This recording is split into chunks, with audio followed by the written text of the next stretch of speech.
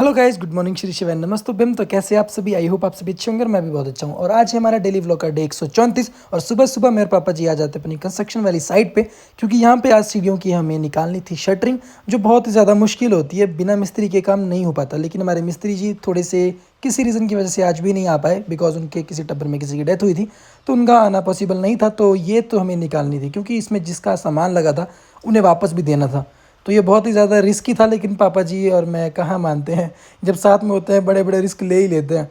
तो बड़ी मुशक्क़त करने के बाद हमने ये पूरी की पूरी शटरिंग आज निकाली है।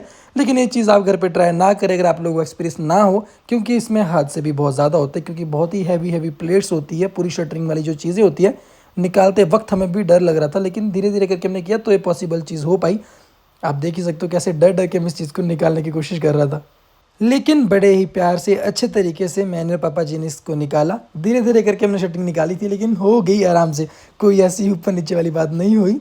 तो वैसे भी घर पे आजकल है पापा जी मेरे पहले से लेके इन कामों में ज़्यादा रहते हैं। वैसे तो गवर्नमेंट जॉब के ऑफिसर हैं, लेकिन घर पे ये नहीं टिक पाते हैं। इन्हें कुछ ना कुछ काम चाहिए होता है। तो आज भी घर मौसम थोड़ा साफ़ था, तो पापा जी ने घर में ना रहने दिया और हमें लेके चले गए अपनी कंस्ट्रक्शन वाली साइड पे इस काम के लिए। अदरवाइज़ एक दिन पूरा लगता है इसे निकालने के लिए, जिस पे उन्हें पैसे भी देने पड़ते और काम उनके अकॉर्डिंग चलता। तो कि हमने सोचा क्यों ना इस चीज़ को हम ही ट्राई कर लें।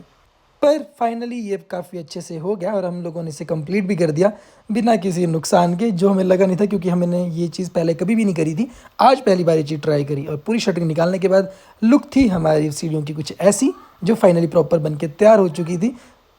पापा जी के दोस्त भी आए थे हमारा काम देखने के लिए। तो काम कंप्लीट करने के बाद अब हम चलते अपने घर की तरफ, क्योंकि बहुत भूख लग रही है। सुबह से लेके यही काम करें और लंच टाइम भी हो चुका है।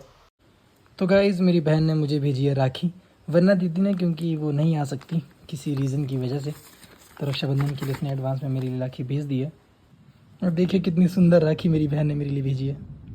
यही होता है यार, शादी के बाद बहुत मुश्किल होता है घर आना, बहनों से मिलना। रक्षाबंधन की वैल्यू उसी दिन पता चलती है जब बहनों की शादियाँ हो जाए। चलिए, दीदी तो नहीं आ सकी, चलो उसका यही सही। थैंक यू दीदी, आपने राखी मुझे भेज दी। बहुत मुश्किल होता है यार शादी के बाद अपने भाई के पास आना। जैसे कि मेरी बहन वगैरह अब नहीं आ पाती, एक तो चंडीगढ़ में, एक शिमला में, वो भी किसी रीज़न की वजह से नहीं आ पा रही इस बार। तो उसने भी मुझे बाय पोस्ट ही भेजा है।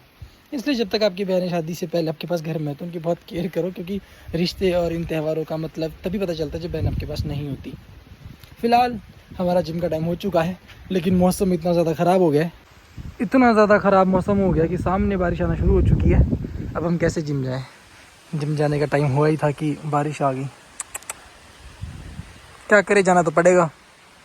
तो बारिश इतनी ज़्यादा हो गई है कि मैं बाइक पर जा ही नहीं सकता हूँ। बड़ी मुश्किल से बाद पापा से चाबी ली है गाड़ी की। अब हम गाड़ी में जाएंगे जिम, क्योंकि शाम का टाइम हमें कुछ सामान भी लेके आना है। शुक्र है मैं बाइक लेके नहीं आया, क्योंकि धीरे धीरे बारिश बहुत ही ज़्यादा तेज़ हो रही थी। अब देख सकते हो सड़कों में कितने ज़्यादा नाले पड़ चुके थे। हमारी बिल्डिंग के सामने भी बहुत तेज़ बारिश हो रही है। बड़ी मुशक्क़त के बाद अब जिम पहुँचे हैं और जिम पूरा की पूरा खाली, क्योंकि आज बहुत ज़्यादा बारिश है। तो मुझे नहीं लगता कि आज रश ज़्यादा होने वाला है।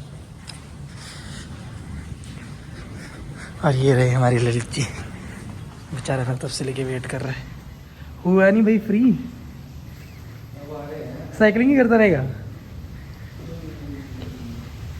तो वापस आ चुके हैं, बहुत ही बुरी हालत है, लेकिन जाना पड़ रहा है हमें सुनने, क्योंकि कल रक्षाबंधन है। थोड़ा बहुत सामान मुझसे घर वालों ने मंगाया है, तो वहाँ जाना ही पड़ेगा। लेकिन बारिश बहुत तेज़ हो रही है। चलिए फटाफट से लेके आते हैं, घर में जाके नहाना धोने को। तो ऐसी हालत में बाजार जाना मुमकिन नहीं होता, पर क्या करें, घर वालों ने कहा तो जाना तो पड़ेगा। सुन्नी पहुंचते पहुंचते बहुत तेज़ बारिश शुरू हो चुकी थी, तो हमने फटाफट से अपना राशन पानी ले लिया, जो कल के लिए ज़रूरी था, जिसमें कि मिठाइयाँ सबसे ज़्यादा इंपॉर्टेंट थी। तो सारी की सारी मिठाइयाँ लेने के बाद हम निकलते हैं घर की तरफ। सारी मिठाई लेने के बाद हम जा रहे हैं घर की तरफ। और सुन्नी में इतनी ज़्यादा बारिश हो रही है, आप लोग देख ही सकते हो। फटाफट से घर निकलते हैं यार, नहीं तो अंधेरा बहुत हो जाएगा। और अभी जिम से आए हैं, जिम से सीधा सुन्नी। टमाटर, बनाना, ये हमारी धनो। और आज का मौसम इतना भयानक हो रखा है, ओ भाई साहब। और कितना ब्लैक हो गया आसमान, पहाड़ दिख भी नहीं रहे। घर पे तो हम लोग पहुंच चुके हैं, पूरा सामान समून लेके, पूरा पिट्ठू बैग भर के। लेकिन हमारे घर पे लाइट ही नहीं, मेरे पूरे गांव में लाइट नहीं, क्योंकि बारिश की वजह से कहीं पेड़ गिर चुका है जहाँ पे काम चल रहा है। तो मेरे को लगता है आज का व्लॉग तो यहीं समाप्त करना पड़ेगा, अंदर में कुछ भी नहीं बता पाऊँगा। तो ठीक है, बरसात हो रही है बहुत तेज़ हिमाचल में, तो आप अगर बाहर कहीं हो घर से तो थोड़ा सेफ रहें, क्योंकि बरसात में बहुत ज़्यादा दिक्कतें होती हैं। बाकी आपको क्या बोलूँ, ख्याल रखिए अपने अपने परिवार का, क्योंकि आप लोग भी मेरी फैमिली जैसे हो। तो ठीक है, आप लोगों से मिलते हैं कल नेक्स्ट ब्लॉग में। तब तक के लिए bye bye, good night, take care, क्योंकि हमें करना है काम। कल मिलते हैं रक्षाबंधन के स्पेशल ब्लॉग में।